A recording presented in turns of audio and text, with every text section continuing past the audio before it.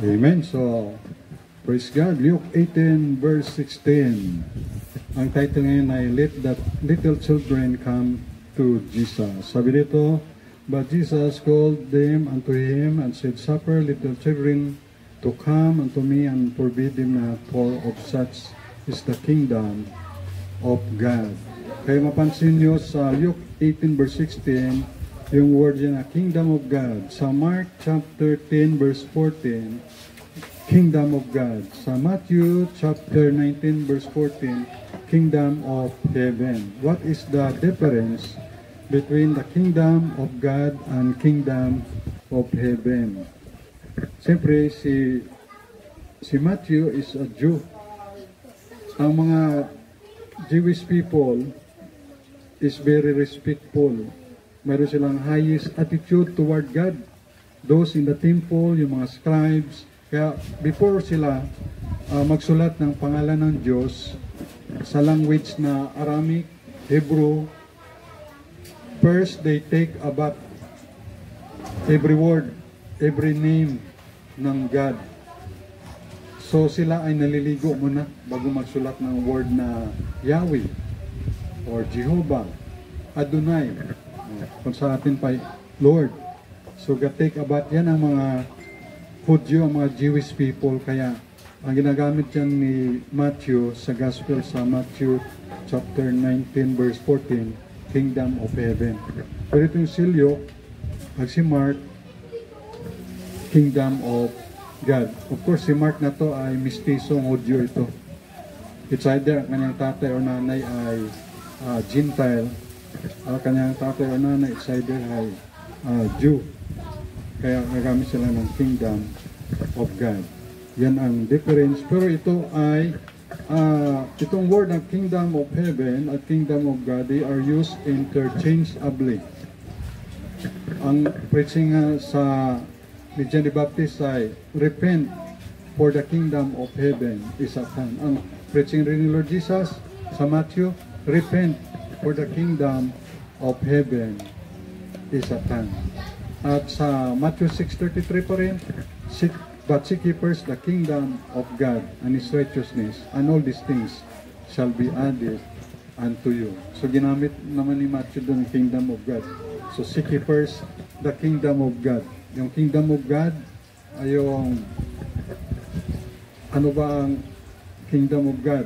Siyempre, yung pertaining to the kingdom of God, they will be done on earth as it is in heaven. Siyempre, nandun yung ating pag-worship sa Diyos. Yung ginagawa sa kingdom of God ay worshiping God, singing, praising, glorifying God. Yan ang ginagawa. Of course, dito sa lupa, seek ye first the kingdom of God, seeking through Bible reading and prayer to God, and cheering Jesus for the kingdom of God expansion, kingdom of heaven expansion. Kaya si Lord Jesus, siya yung King of Kings and Lord of Lords. Good morning, siya. For of such is our ceremony is the kingdom of God. Kaya nga si Lord Jesus Christ, pakinggan nyo sa kabutan, the Lord Jesus Christ is King of Kings and Lord of Lords. 1 Timothy 6:15. Kung bagay, kung sa time natin ngayon, although mayroon pang mga king ngayon dito sa buong mundo, no? Sa Thailand may king. Sa Saudi Arabia may king, di ba? Sa Israel may king pa. Pero ang primary nga nagapalakad ng government is prime minister. Pero may king sila. Kung sa Japan, emperor. O sa Brunei, may king man, no? O, king. Pero sa Philippines, wala kitang king. Ang atin lang ay president. Kaya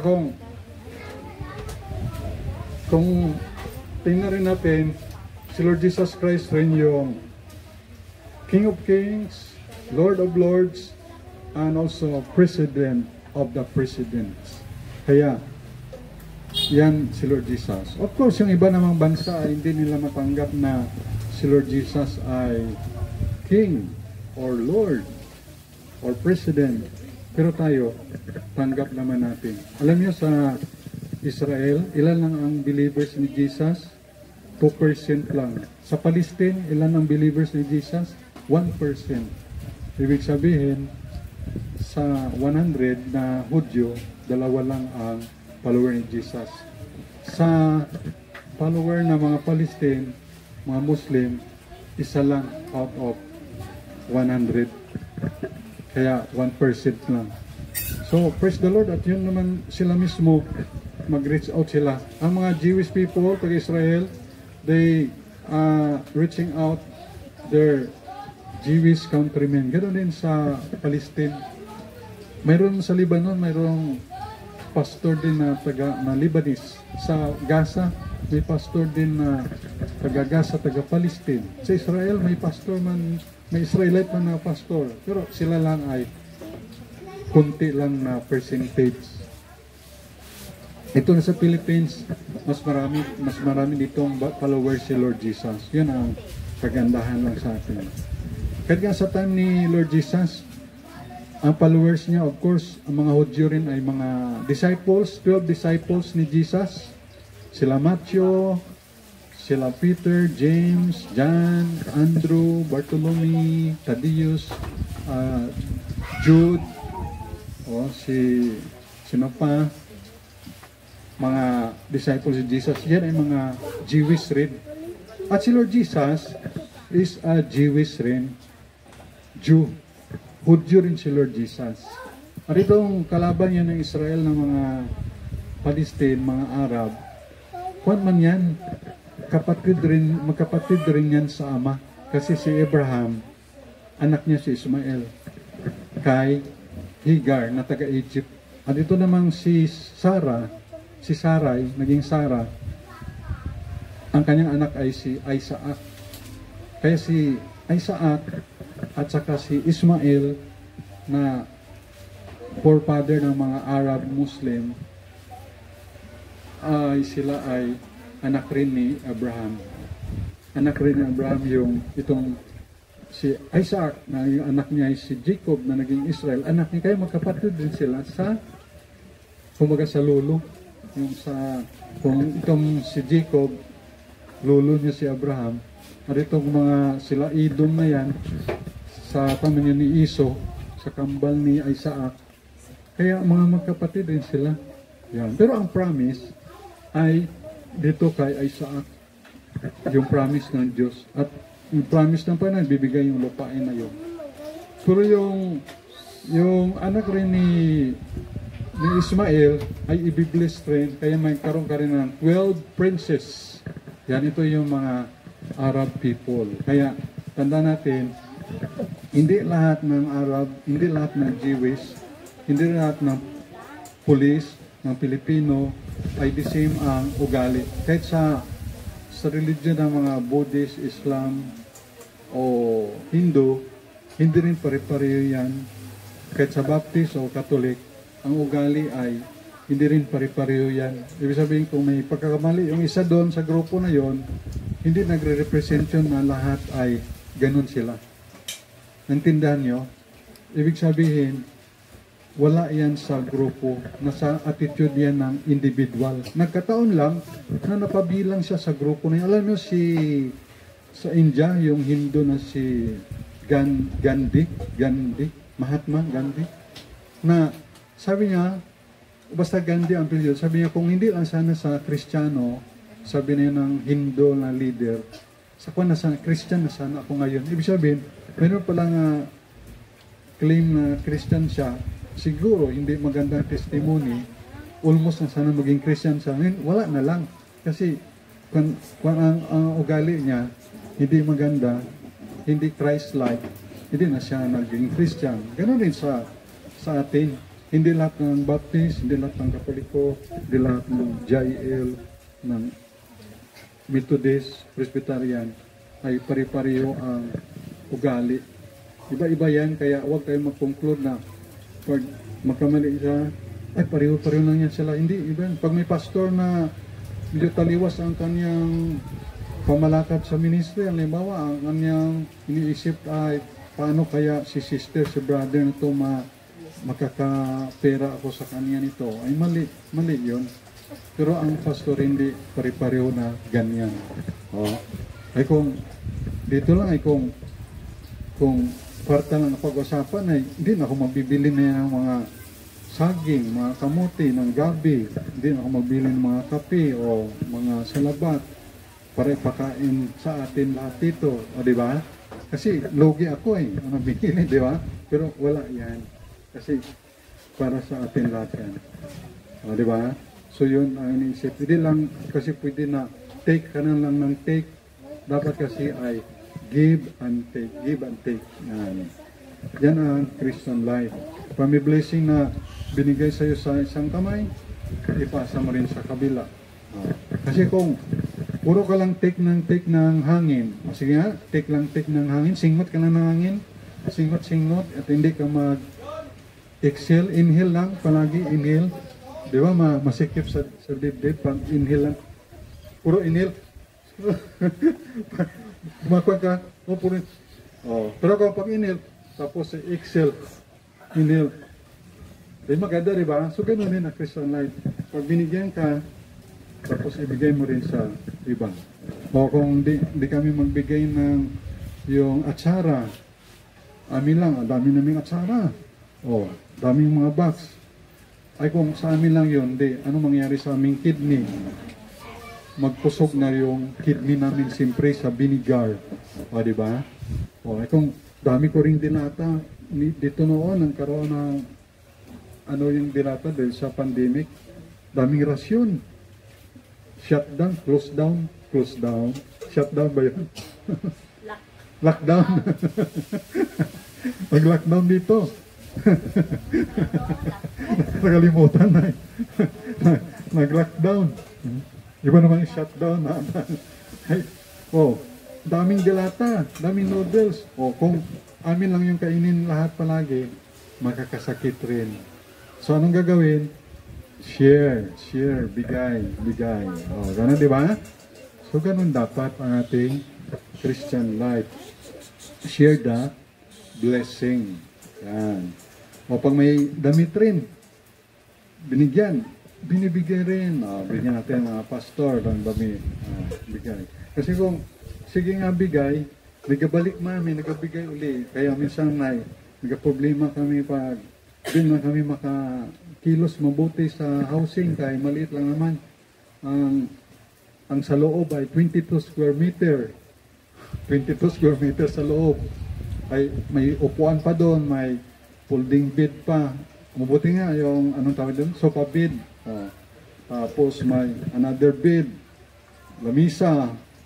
May mga upuan pa doon na reserve yung upuan para kung magpanimbahon din doon. May upuan din tayo doon. Kasi kung dito lang ang upuan, God forbid na magkasunog kasi dito delikado sa sunog at baha. Ubos naman,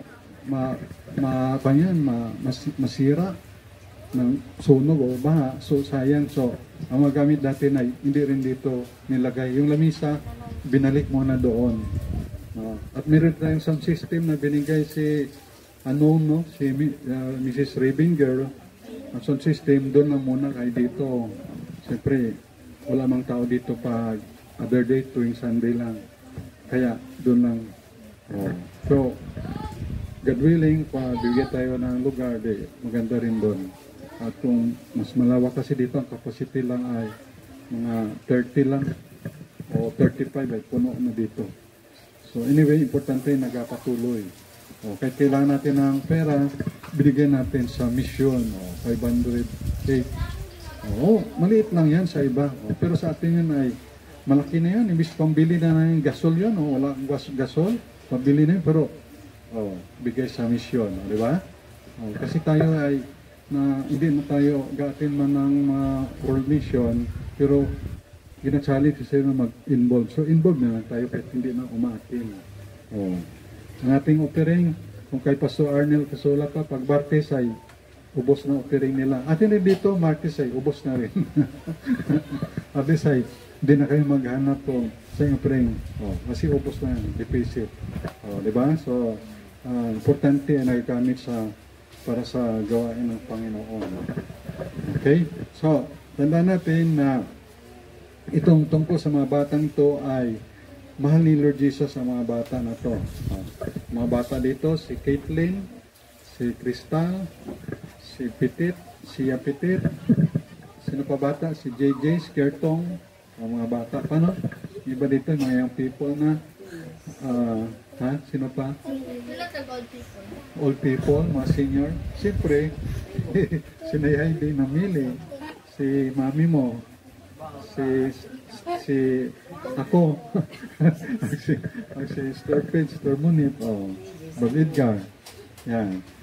Kaya, mga old people, mahal din sila ni Lord. Ito rin mga bata, ay dito nga sa Luke 18 verse 16, sabi dito, "But Jesus called unto him and said, Suffer little children to come unto me." O, kita mo, si Lord Jesus ay sabi sa mga disciples ay, kasi mga disciples ay hinadlangan nila yung mga bata na lumapit kay Jesus.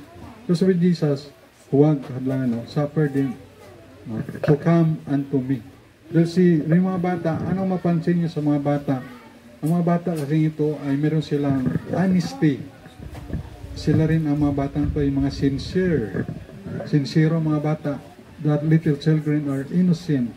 They are sincere. They are honest.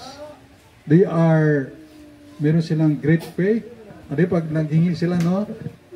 Lola, kuya, ate, mama, mami, mama, bigyan niyo ako ng baon. So, tiwala sila, mabibigyan sila. Meron silang faith. Kaya nga, at yung mga bata ito, pag nagkaroon ng, nag-aaway-away yung mga bata, no? Away sila. May yung bata, bati naman dayon. Diba? Away-away, bati, away-bati. Pero yung mga matanda, pag nag-aaway, away. Bati rin, pero mayroong natitira pa rin na aligot-got sa kanyang puso. Pagit, alam mo, may mabawas sila ko, may dumot patano. Rin ang matanda. Kaya sabi ni Jesus ay, magkuhan kayo na parang bata, like little children. Mag-isip kayo na maging bata. Kasi ang bata pag nag-away, bati na ba yun? Pero mga tanda, wala. Nandun pa rin yung sama ng loob. Pinatawad ko na yan. Yes, I forgive, but I cannot forget. Yun ang mga matanda kasi kaya ano sabi di ba mayroong verse na pag hindi ka naging katulad ng bata you cannot enter the kingdom of God. Di ba? Ibig sabihin yung bata ay nandun yung kanyang faith sa Panginoon, sincero, mayroon siyang great faith, big faith. At ang mga batang ito ay dapat silang proteksyonan. Di ba? Ang mga batang ito ay proteksyonan. Kung tayo mga matanda, tayo yung kamay ng Diyos para sa mga bata. Siyempre, hindi na kayo magbuhat ng mga bata, mabibigat ng mga kaiba ng bata, magbuhat ng 5 kilong bigas, 10 kilong bigas, sisiya. Hindi niya kaya magbuhat ng 10 kilong bigas. So, tayo yung kamay ng Diyos na ginagamit para sa mga bata. Tayo yung mata para sa mga batang ito. Kung nakita natin yung mga bata nagugutom, siyempre kita mo sa bata pag gutom, tayo yung gagamitin ng Diyos para sa mga bata.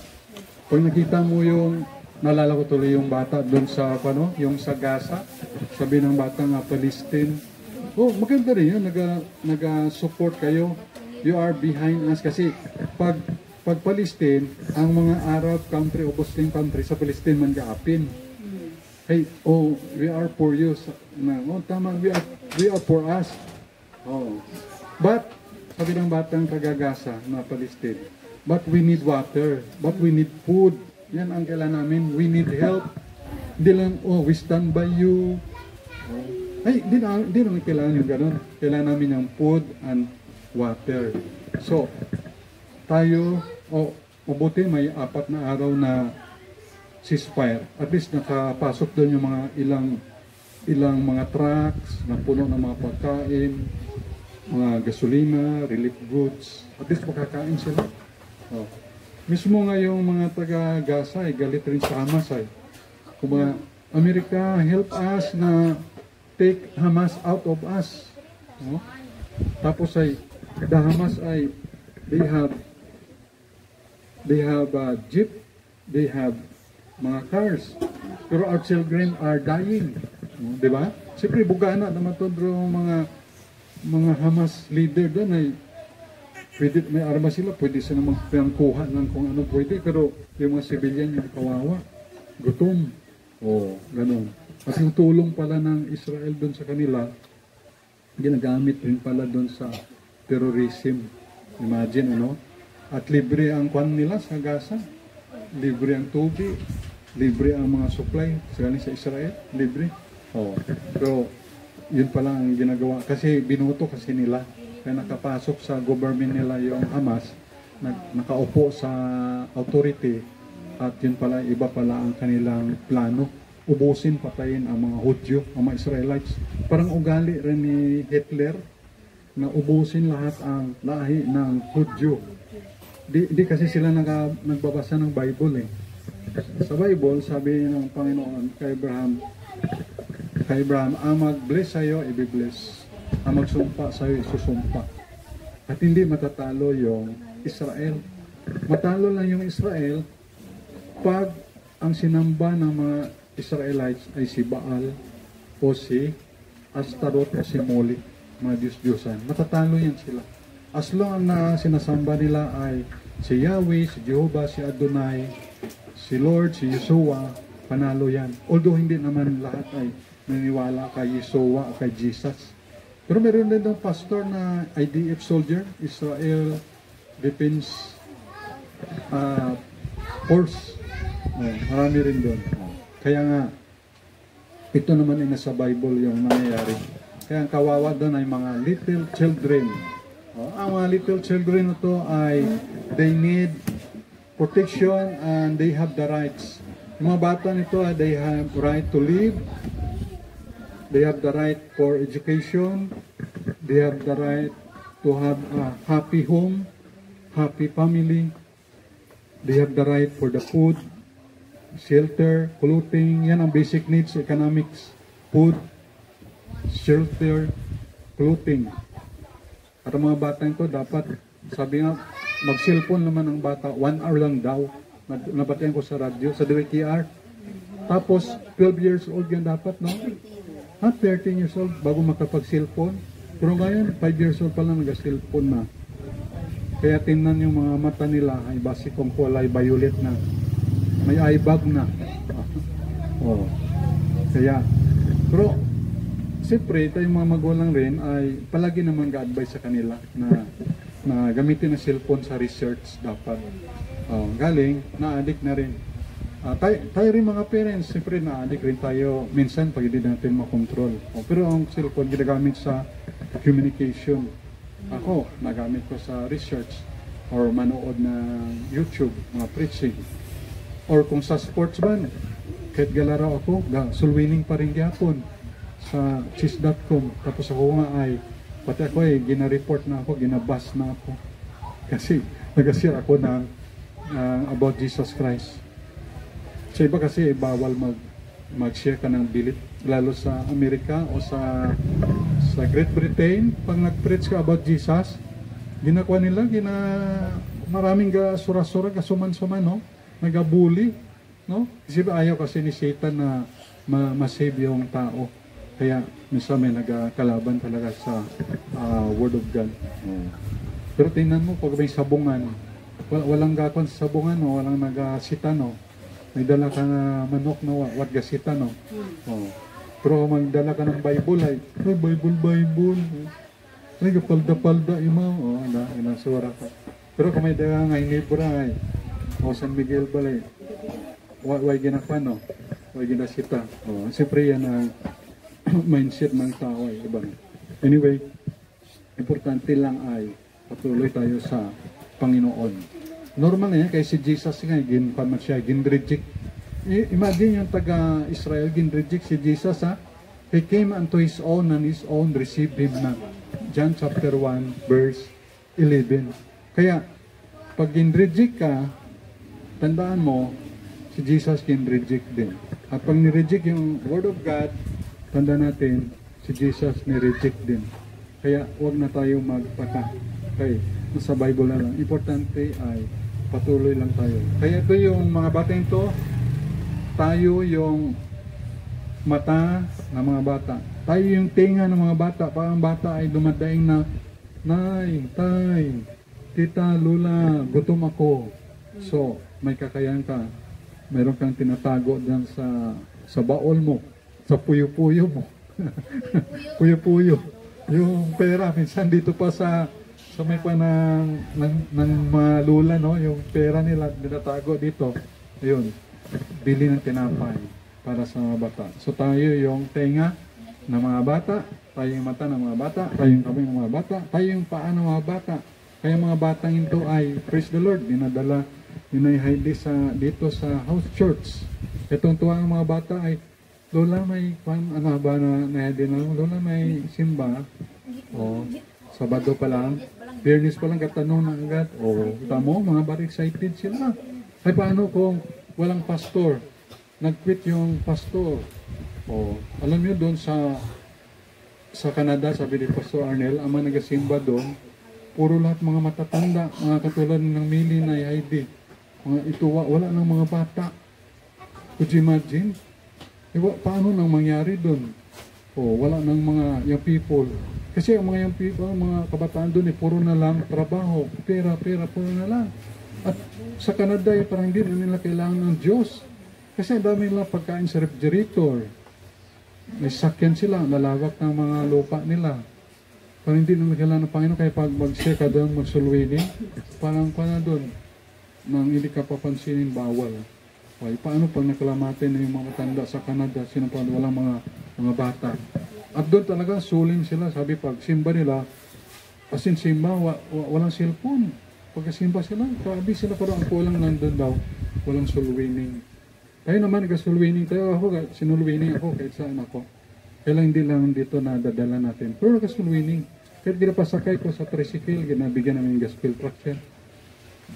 Kailang hindi lang nakakatin dito. Oh. So ipag-pray nyo, leading ako ni Lord, kung kailangan ako mag-stop sa PHRH Binto. Oh. Kasi, para maka-full blast talaga na as in pastor.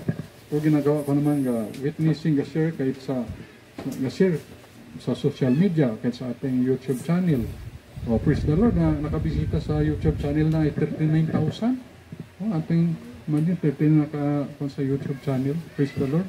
Oh, para the gospel of the Lord Jesus ay mapaabot sa kanila. Kaya itong mga little children na to, sila yung next generation at Jesus loves the little children. Kaya huwag nating deprive ang kanilang mga right. Mayroon silang karapatan. Mga bata yan, kaya may karapatan yung sila lang na mamuhay, naging masaya. Pero yung mga bata doon sa Ukraine, sa Israel, sa Gaza, kawawa. Ano ang majority na namamatay doon? Mga bata, mga matanda, at mga babae. Bakit? Sino ang pasimuno? Yung terorista. Kasi kung hindi naman ginawa ng terorista pagsalakay, hindi gumante yung taga-Israel. So, lesson learned yun na ang Israel na yan ay mabait yan. Pero pag inunahan mo na yan, sleeping giant rin yan.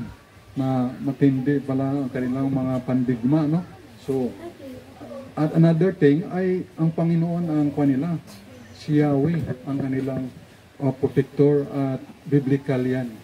Di sila naka-lesson learn sa 6-day war, 1967 ba yun, na 6 na araw na digmaan. Ang kalaban ng Israel ay Egypt, Syria, Lebanon, Jordan, Saudi Arabia, ano pa?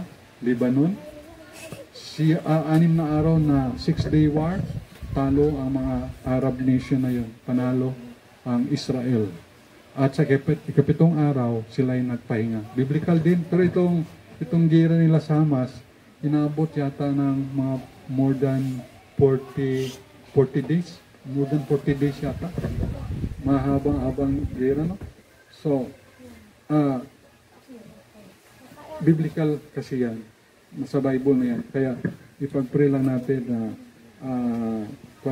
basta yung mga inosente ay huwag na sanang madamay. Away ng mga matanda. Away dahil sa reliyon at sa teritoryo. Yan lang naman yan eh. Away sa lupa at sa kanilang paniniwala. So dapat magkaroon na sila ng freedom of belief. At saka yung lupa, di ko na lang, share na lang sila. Anyway, ang life naman sa sanlibutan ay life is too short. Mabuhay lang tayo ng 120 years old, okay na. Kaya, sabi ni Jesus, suffer the little children to come unto me, and forbid them not, for of such is the kingdom of God. Kaya itong mga batang ito ay katulad sa kanila yung kaharian ng Diyos. Kaya ang pagkaiba ng kingdom of God and kingdom of heaven, they are used interchangeably. Repent, for the kingdom of heaven is at hand. Sabi ni John the Baptist, sabi ni Lord Jesus, repent, for the kingdom of heaven is at hand. Malapit na. At sabi sa Matthew 6:33, seek ye first the kingdom of God. And the kingdom of God is Great Commission, expanding the kingdom of the Lord Jesus Christ through the gospel. At sabi ng Biblia, Acts 4:12, walang binigay under heaven but only the name of Jesus Christ. Kaya only Jesus Christ saves. Acts 4:12. At praise the Lord, isa na tayo sa mga na-save, gin-save ng Panginoon. Preach the gospel to every creature. Salamat tayo sa Panginoon. Itong mga batang to, madali silang maniwala pag tinuruan mo. Kaya dapat maturuan natin mga bata kaagad kasi para maniwala sila kaagad sa Panginoong Hesus. Ay kung maturuan sila ng kulto ng mga wrong doctrine, paniwalaan din nila yan. Kaya dapat ang tamang turo that Jesus Christ is God, because God the Father believed Jesus Christ is God. Hebrews 1:8, kaya maturuan sila. Alam mo sa Purok 4, dati nagtuturo ako doon sa mga bata, binata pa ako. Maya-maya na, yung mga bata na, pusa na lang doon, nagpuntahan na lang na yun. Ang attendance rin doon ay mga more or less mga 25. Ang attendance doon. Pero nung kasunog doon, nagkawatak-watak ng mga bata, naglipat na sa mga ibang lugar. At mga bata ngayon, yung iba nagkatrabaho na sa PUS, Unitap. Tapos, yung iba naman ay nagkatrabaho sa Iloilo. Yun, yung mga batang yun. Kung nagpatuloy sa doon, mga paano yung mga bata. Pero anyway, nakashare tayo ng Word of God sa mga bata. Kaya nga, pag lumapit yung mga bata kay Jesus, gusto mag-serve kay Jesus, tulungan natin na lumapit kay Jesus. Huwag hadlangan. Huwag silang papuntahin sa mga Halloween party o sa mga kwanyarawa. Tinanong ko yung kabataan, ay kumusta yung pagtingin nyo dun sa sa may Capitol, yung horror house? Walang kwenta rin. Tatakutin ka lang. Wala rin. Nagbayad ka pa ng 50 pesos. Sayang lang. Tapos pipila pa. Ay kung magka-stampede, sabi ko, mapatay pa doon pag mag-stampede. So, huwag tayong dadalhin yung mga bata doon sa mga bagay na hindi nakakalugod sa Panginoon. Dalhin sila. Ano sabi ni King David? I was glad when they said unto me, let us go into the house of the Lord. Although wala naman tayong talaga yung bahay na templo, kundi ito rin ay, as long na bahay yan o dalampasigan o sa ilalim ng puno, as long sa Lord Jesus ang ating pinag-uusapan at sinasamba. Sabi ng Biblia, 2 or 3 gather in Jesus Christ's name, I in their midst. Jesus Christ ay nasa ating kalagitnaan. So, salamat. Let the little children come to Jesus. Amen? So, patuloy lang tayo sa mga bata na mag-minister. Dahil balang araw mga bata ito ay sila yung maging young people, maging adult rin. Let's go to the Lord in prayer. Our God, our Father in heaven, thank you po sa inyong salita. Salamat po sa Panginoong Hesus na hinayaan niyo yung mga bata na lumapit sa Kanya. Although maraming hadlang, mga disciples, ayaw palapitin, mga bata. Pero sabi ni Jesus, suffer the little children to come unto me, unto Jesus. Thank you, Panginoon, na minsan naging bata rin kami. Thank you dito, noon, may DBBS dito sa Purok 1, Lacerna. At nagkaroon ng pagtuturo sa Bible. At salamat isa ko sa mga naturuan. 1984. Ganun kay Sister Munit, Panginoon. Siya rin naging bata sa Washington at naturuan siya ng Word of God. Until now, Panginoon, siya na may anak, patuloy pa siya. Iba rin mga bata nandito ngayon. May kanya-kanyang kwento sila ng buhay, Panginoon. Minsan sila naging bata, lumapit sa Panginoon at nagpatuloy. Ganoon, Panginoon, tulungan mo kami na makaangkay ng mga bata sa pananampalataya sa Panginoon Jesus. Pagpalain niyo po ang bawat isa sa amin at gabayan niyo po, ingatan, tulungan, bigyan ng mahabang buhay, kagalakan mga lingkod sa inyo, bigyan ng malusog na pangatawan, kagalingan sa mga karamdaman, pagpalain mga anak buhay at mga source of income, pag-aaral ng mga kabataan, talino, pagkaluyo, Panginoon. Lahat ng mga hostages ng Hamas terrorists, we pray, Panginoon, na palayain na. Ganoon din ang mga priso na mga Palestinian, palayain na rin, Panginoon, para makasundo na magkaroon ng kapayapaan doon sa Middle East at makapamuhay sila na maayos, mapayapa, tahimik, maunlad at masaya dahil ang buhay sa lupa may silang, Panginoon. Life is short, Panginoon, so we need to be happy, joyfully serving the Lord Jesus Christ as our Lord of Lords and King of Kings. Salamat, Panginoon, at pagkaroon niyo po ang iba pang mga prayer items sa puso namin kayo mga kaloob at kasagutan sa iyong takdang panahon at pagpapala. Pagpalaan niyo po ang bawat isa, tulungan niyo po sa kalusugan, mahabang buhay at kailangan maglingkod sa inyo. Pagpalaan niyo rin, Panginoon, aming offering at ang pagkain physical, bless mo rin. In Jesus Christ's name, at ingatan niyo po kami, Panginoon. So thank you for loving us. We love you. Forgive our sins. Sa iyo po ang lahat ng glory, honor, power, Heavenly Father. In Jesus Christ's name. Thank you, sweet Holy Spirit. In Jesus' name, Amen. Amen. Thank you. God bless.